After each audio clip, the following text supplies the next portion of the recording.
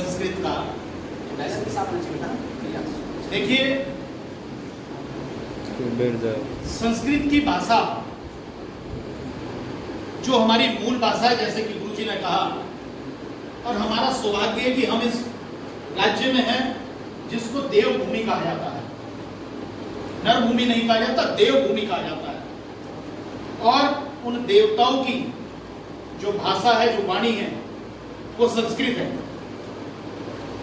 और उसके बाद इस राज्य की द्वितीय भाषा संस्कृत है। और जिस भारत में हमने जन्म लिया, उस भारत का मूल जो है सनातन, उस सनातन संस्कृति की जो मूल भाषा है, जिस भारत की सनातन भाषा है, वो भाषा संस्कृत है। अभी रक्षाबंधन का श्रावणी उपाकर्म का पर्व गया। हम में से सभी भाइयों ने, सभी लोगों ने श्रावणी उपाकर्म का कार्य किया होगा। जब हम वो संकल्प करते हैं, तो संकल्प में जिन जिन क्षेत्रों की बात आती है, आप में से ध्यान दिया होगा कि भारत का क्षेत्र कितना बड़ा था। ये इस भारत के निवासियों का सौभाग्य है कि जिस उन्नता के साथ, जिस खुशहाली के साथ, जिस समृद्धता के साथ और जिस पवित्र लोकतंत्र के साथ हम लोग इस भारत में निवास करते हैं, आज वो पाकिस्तान और बांग्लादेश और अन्य जो देश हमारे भारत से दूर हो गए, उनमें नहीं है। जैसा कि गुरु जी ने कहा, प्रत्यक्ष उदाहरण अभी सबसे अव्वल और सबसे उत्कृष्ट अगर कोई है तो सनातन धर्म और उसकी संस्कृति, और जिसकी मूल है संस्कृत भाषा।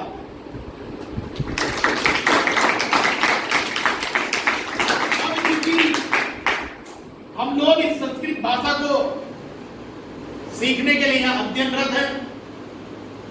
हमारा सौभाग्य है कि हम इस विधा को सीखने के लिए उस सैनिक की तरह हैं जो सैनिक सीमाओं पर रहकर हमारे भारत की रक्षा करते हैं, जिनके कारण हम ये त्योहार, ये उत्सव और रात्रि की नींद और अपने परिवार का सुख में लालन पोषण करते हैं।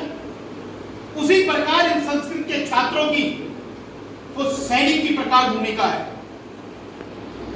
1000 वर्ष तक ये भारत गुलाम रहा। 1000 वर्ष तक ये भारत गुलाम रहा। जब मुगलों ने सबका नाश करने का प्रयास किया, तक्षशिला, नालंदा जैसी यूनिवर्सिटियां, हमारे संस्कृत के तमाम शिक्षण संस्थाएं नष्ट कर दी।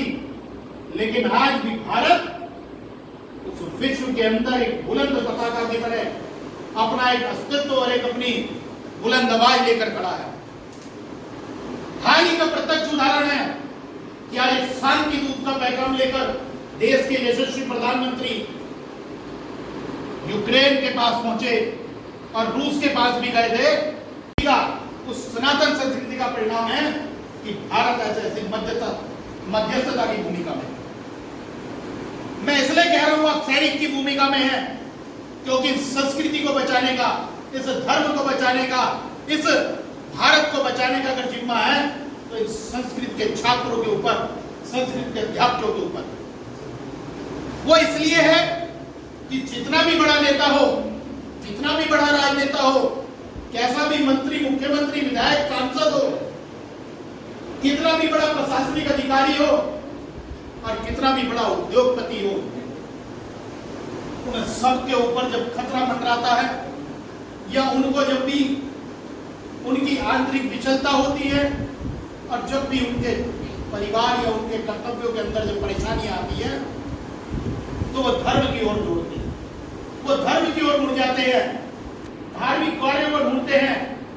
और तो और जब उनके स्वास्थ्य को लेकर दिक्कत आती है, हम सबने कोरोना का काल देखा, सबने योग को अपनाया। वो योग की विधा भी संस्कृत की विधा है।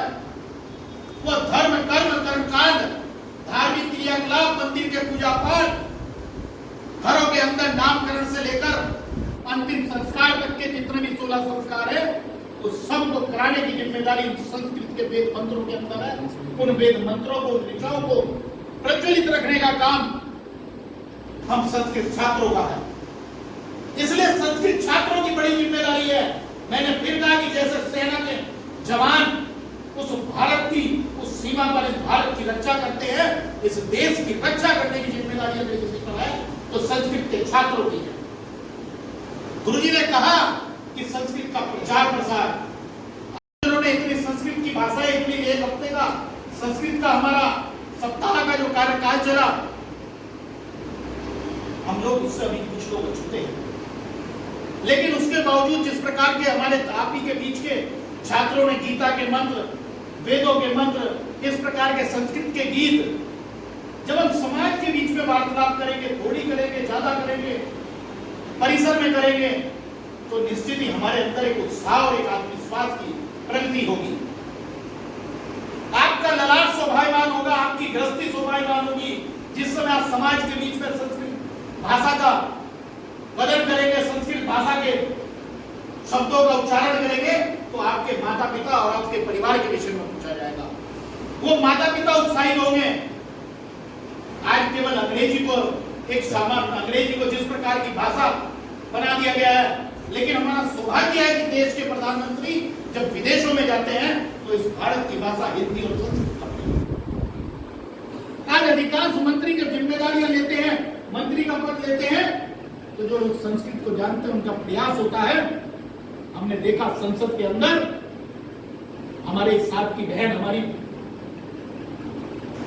श्रद्धेय सुषमा स्वराज जी की बेटी जब बांसुरी स्वराज ने सदन के अंदर शपथ ली, तो उन्होंने संस्कृत में शपथ ली। वो भी अंग्रेजी स्कूलों से पढ़ी है, वो भी विदेशों में पढ़ के आई है, लेकिन जब बात सदन के अंदर शपथ लेने की आई है, एक तो बांसुरी स्वराज का उदाहरण है, ऐसे बहुत सारे उदाहरण हैं जो संस्कृत को न्योता देते हैं। हमारे यहाँ इस शिक्षा मंत्री डॉक्टर धन सिंह रावत जब शपथ लेने के लिए चढ़े तो उन्होंने संस्कृत में शपथ ली।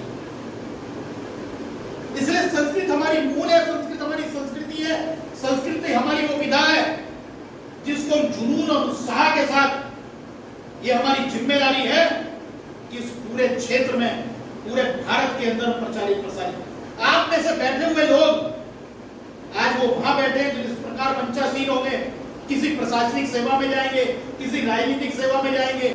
जब उच्च कोटि के विद्वान ब्राह्मण से लेकर, शिक्षक से लेकर आप इनमें से बैठे लोग संत महात्मा और महामंडलेश्वर, आचार्य महामंडलेश्वर और शंकराचार्य जैसी विभूति से अलंकृत होंगे, तो इस विद्यालय का आप सोचिएगा, इस विद्यालय का मान सम्मान कितना होगा। इस विद्यालय के से पढ़ा हुआ व्यक्ति आज उस मंत्री के पद पर है, आज उस आचार्य के पद पर है, आज उस महंत के पद पर है, महामंडलेश्वर के पद पर है, आचार्य महामंडलेश्वर के पद पर है। वो सिर्फ और सिर्फ जब इस संस्कृत को आप अपने जीवन में उतारेंगे।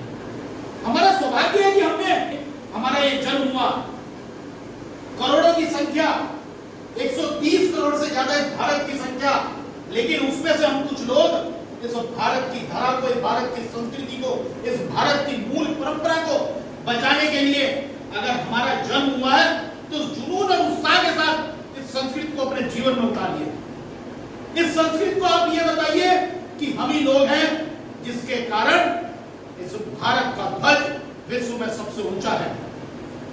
प्रधानमंत्री का वो संकल्प कि भारत विश्व गुरु बनेगा, और विश्व गुरु है। आप करा लीजिए कंपटीशन, आप करा लीजिए उन लोगों का आमना सामना। आज जब लोगों को मौत नजर आती है तो उस योग की विधा प्राणायाम के पास जाते हैं, वो योग की शरण में जाते हैं, सूर्य नमस्कार की शरण में जाते हैं। और जब सारा दिन काम करने के बाद जब मस्तिष्क विचलित हो जाता है तो वो उसके बाद मेडिटेशन के नाम पर ओम की चैंटिंग करते हैं।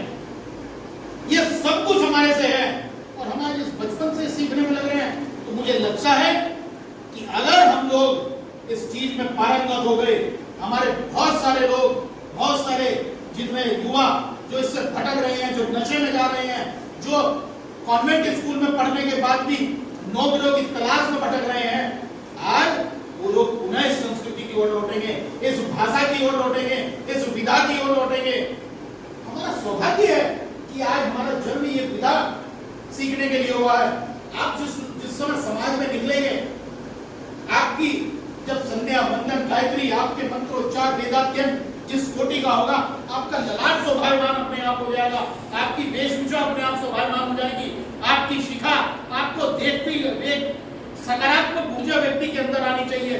जिस घर में आप प्रवेश करो, जिस परिसर में प्रवेश करो, तो वहां पर एक सकारात्मक ऊर्जा, जितना बड़ा उद्योगपति हो, जितना बड़ा राजनेता हो, जितना बड़ा प्रशासनिक अधिकारी हो, वो सब ब्राह्मण को जिस प्रकार नमन करते हैं, लेकिन आपकी विधा उस छोटे की होनी चाहिए, आपकी भाषा संस्कृत भाषा उस कोटि की होनी चाहिए।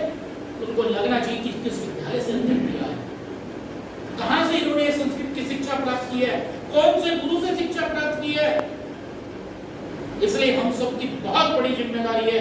ये सप्ताह समापन सब नहीं हुआ आज, ये तो एक वो अग्नि, वो ज्योति प्रज्वलित हो गई है, जिस ज्योति को अमर ज्योति की तरह हमें सब प्रज्वलित रखना है।